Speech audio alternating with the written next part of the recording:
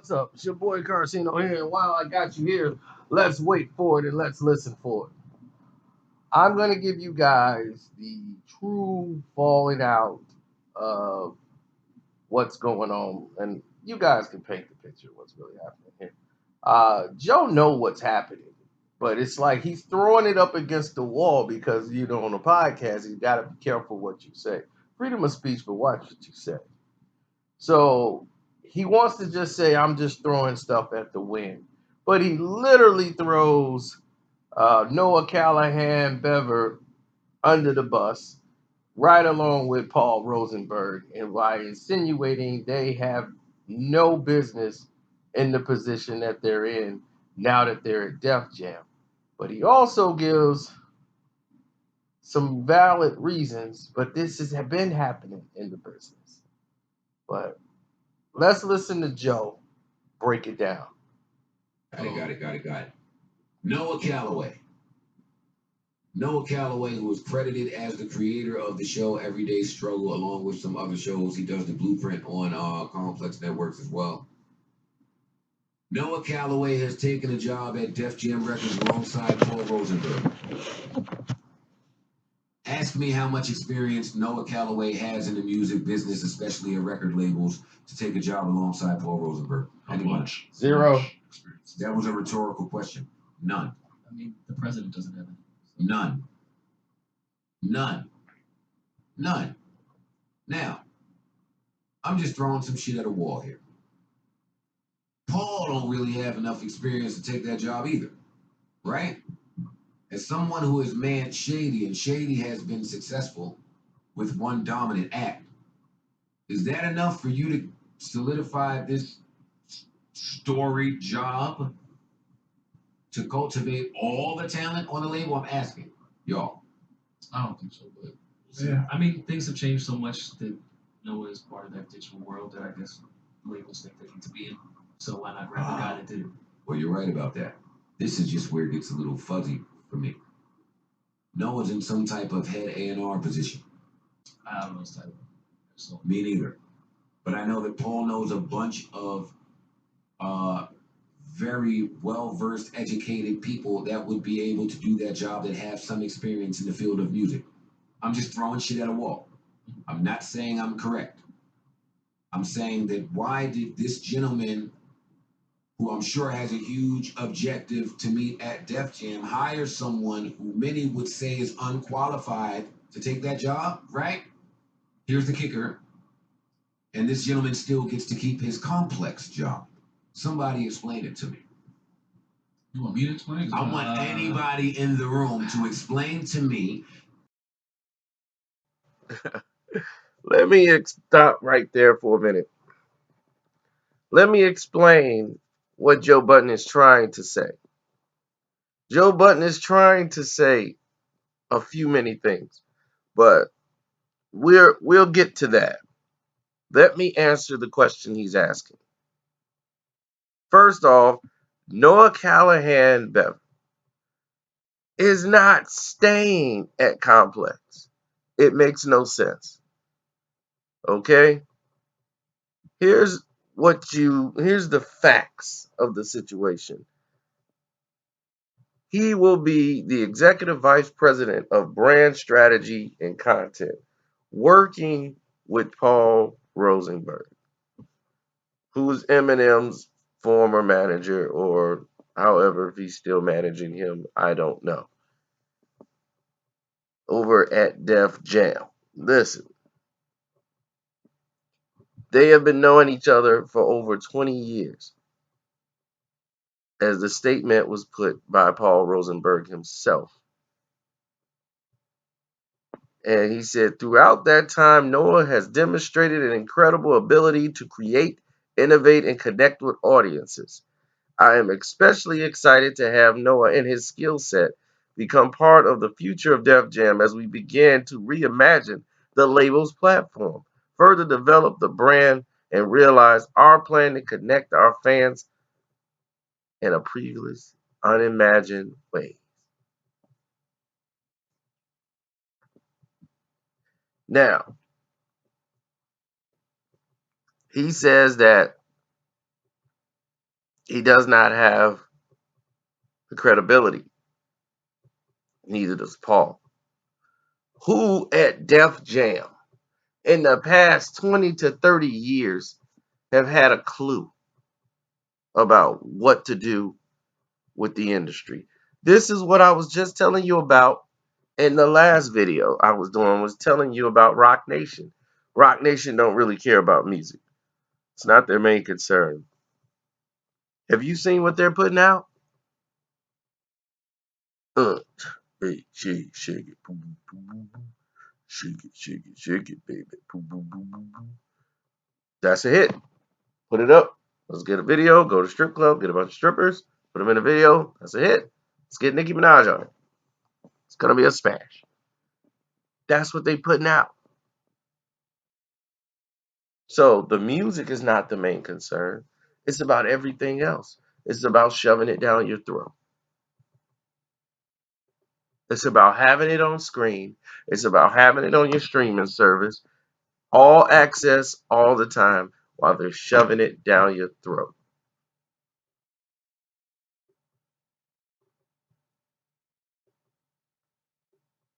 Okay? Let me give you some backstory. And I'll bring Joe back so you guys can get the gist of why Joe is doing what he's doing. I'm going to tell you that in a minute. But here's some of the backstory that you probably don't know. See, Joe is not all the way off, but I'm going to tell you in a minute. Noah Callahan got started at 17 years old as an editorial assistant at Eagle Trip. Okay? Like Vibe, Blaze, MTV, and all that stuff. Eagle Trip magazine. Okay? He was named editor-in-chief of Mass Appeal in 2002. Then he became the senior editor at Vibe. And since 2005, he's been working with Complex. Now, I'm going to get to why this is a bigger problem down the road once we let Joe finish. But I got to give you this interruption to show you exactly what we're talking about. How Paul and Noah met. They met in 1998 in the New York record store, Fat Beats. If you guys remember, when Eminem was promoting the Marshall Mathers LP, people used to have promo tapes. Eminem had sold 3 million records. He didn't need a promo tape. He made one because that's what you did when you were underground. You made a promo tape. So he made a promo tape where he's prank calling people, and then they just start playing little inserts of your album. He had a promo tape in which he called and prank calls Fat Beats. Yo, Brian, I got Fat Beats on the phone. Fat Beats. Fat Beats had a DJ. It was one of the hottest, like bomb and pop, like the It stores, if you knew anything about music. Max Glazer was there. He was the DJ at the time. And he was friends with Noah Callahan. So he was just in the store on a Saturday afternoon when Paul had Eminem's first LP, 2 songs, Guilty Conscience and My Name Is. And he started playing them. And Paul came over and started listening, and they got to talking. In 1 week, he ended up flying out to Burbank, spending a weekend with Eminem while Eminem mixed down the Slim Shady LP. And he's known Paul ever since. Now, with that being known, that is the facts of everything that's happened. Now, Rory is going to tell you really exactly what I was saying as to why they're bringing these guys in. You feel like they have no experience, but their none experience is exactly what they need because they've had guys with experience, and those guys have experience in just music. Where I'm going to let Roy fill you in with Joe and listen and really pay attention. The room to explain to me how Paul Rosenberg can hire Noah at Def Jam and Noah still keep his jobs, plural, jobs at Complex, and we like Noah. This is a fair question. I think it's like if it is not a well, there you go, Roy. 300. I think. Well, if it is it's not a partnership, and we're just using them as the liaison. Well, that's my point. That's both Def Jam That and is Complex. a partnership, and if I am an artist, that scares me to death because Complex steals content and does not pay creators for it. The music business is known to steal from creators and not pay them accordingly for it. So now if I'm being skeptical, which the fuck I am, because that's just how my brain works. If I'm looking at Paul and I'm to assume he's not qualified, time will tell, and hopefully I'm wrong. Paired with Noah, who the fuck we know is not qualified in music, paired with keeping every one of his fucking jobs on Complex, paired with being named the creator of a whole bunch of shit that the fuck he didn't create, it says to me 2 + 2 don't make 4. That says to me I'm nervous as an artist signed over there. It says to me that is where the money laundering is going to occur, between fucking friends. Oh, yeah. I mean, am I off? No, but we know that. Am I off? You know that's how this goes. I mean, I guess the pro would be we now have one of the biggest Give me media devil's outlets. advocate. We have one of the biggest media outlets now in our pocket, and we can now focus all our content and channel it through there with a platform that already exists. And to some people would say that one of the better that would be extremely smart, Rory. It's if like Complex were known to deliver content that the culture ever gave a fuck about, sans Joe Budden's show. Well, of course, you're coming from the creators' No, point of not. view. I'm trying to say say Def Jam. Yeah. You think they don't? I don't think any Wouldn't they have label to? gives a real shit about the creator. They care about the No, that's year-end not what I'm numbers, saying. and Complex could get them there. In theory. I got you. I understand what I you're think saying. a comparison would be, did you ever see the Steve Jobs movie? When he tried to hire the dude that did the Coca-Cola shit, he knew nothing about technology, but he knew how to sell. And he changed the whole advertising thing for Apple, and I think that's what it is with Noah. Though he may not know anything about music, he knows about digital and how to sell digital. So bring him in, we'll handle the music, you show us how to do the digital shit, because clearly Def Jam don't know how to do that shit. Def Jam been late to the party with digital for the last 10 years.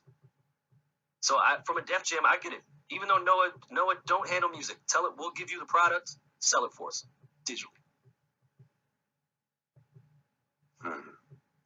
And you're saying because of Complex's inflated numbers, yeah, someone would believe that he is able to sell the way that he says.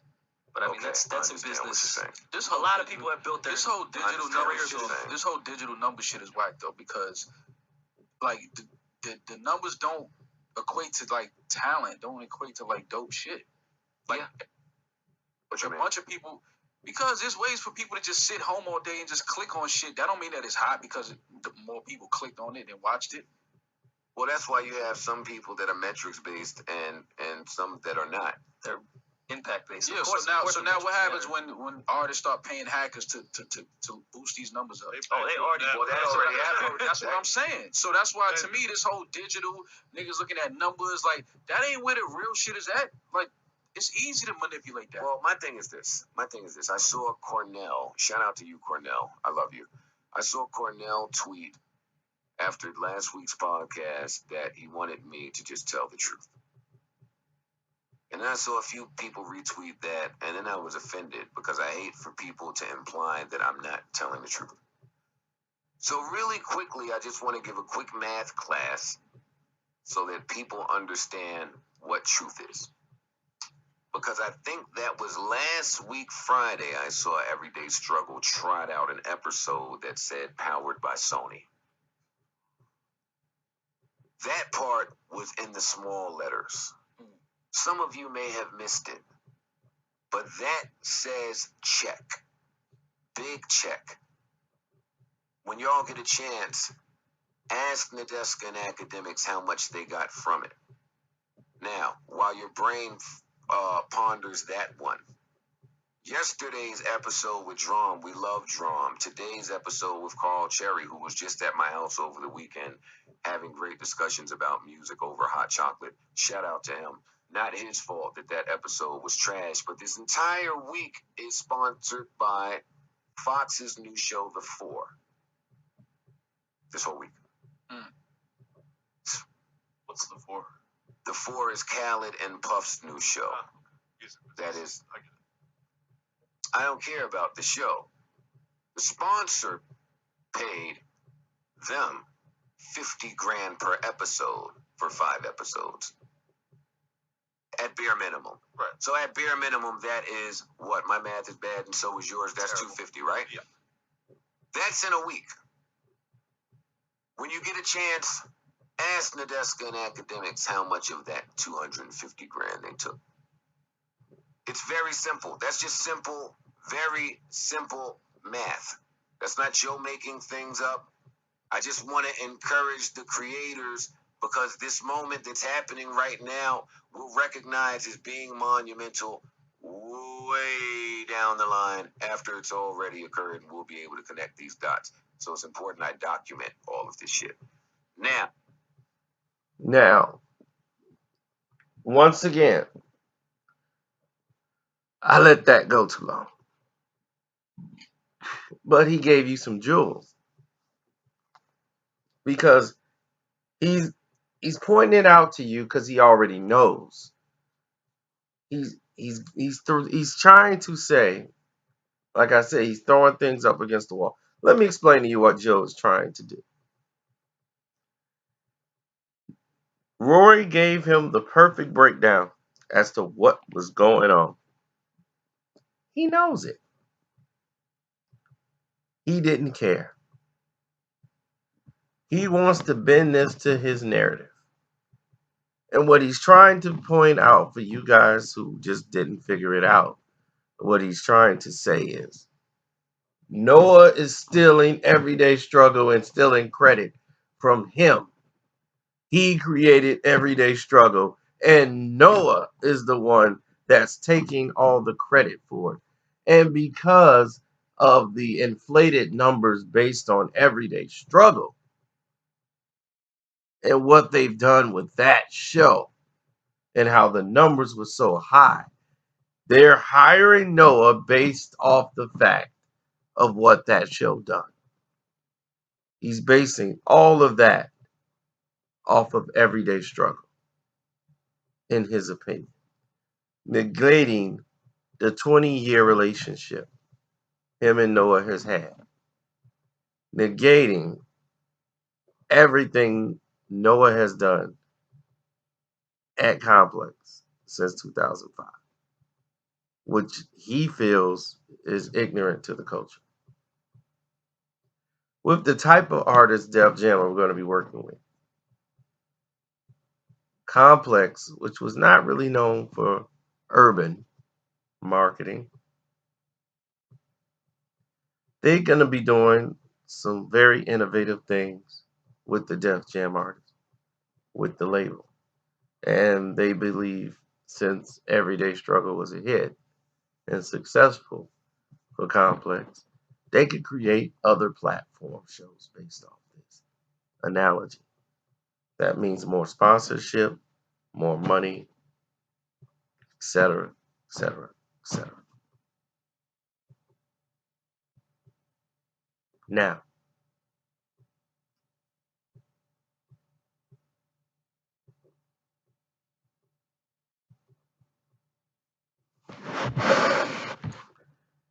that's where he was going down the line. Then he's also bringing up the fact of the money because he wanted to show academics and Nadeska. Well, Nadeska's going to stay. She's part of Complex. He's really talking to ACT to say they're getting sponsorship checks that should have went in your pocket. Okay? You need to leave and come do this show with me over at Revolt. That was the pitch. That's what that whole thing was. He's trying to make them see the bigger picture. He's trying to paint Noah in a bad light by saying we like Noah, but I'm going to paint him in a bad light.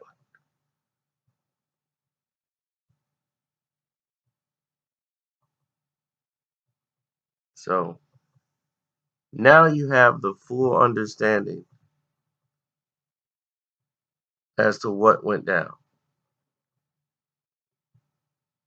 And Joe's point in this whole thing. Now, there's an even bigger connection. And the thing that Joe should have been asking, what he should have been asking, was why in the world? And this is what he probably should have done some research on. And that would have been my first question. What did he do at Fat Beats? Sipping a cup of coffee, don't work there. What did he do that was so interesting in a conversation with Paul Rosenberg that he can fly out to Burbank and spend a week with Eminem while he's mixing down the Slim Shady LP? What did he do?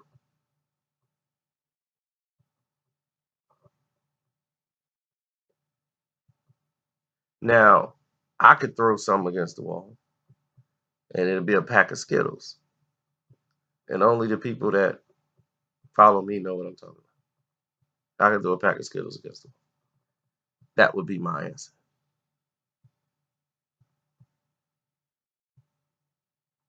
And you get my drift. So, if you're somebody like Joe Budden, who's bringing up very valuable points, all of these things are negotiated in the beginning of a contract.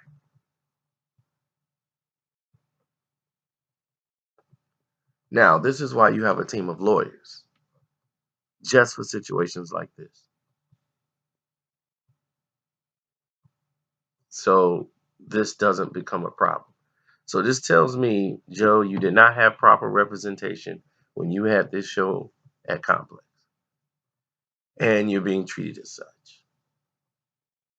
It's your boy Carcino. I'm out. Don't forget to subscribe, hit that notification button, and I'm gone.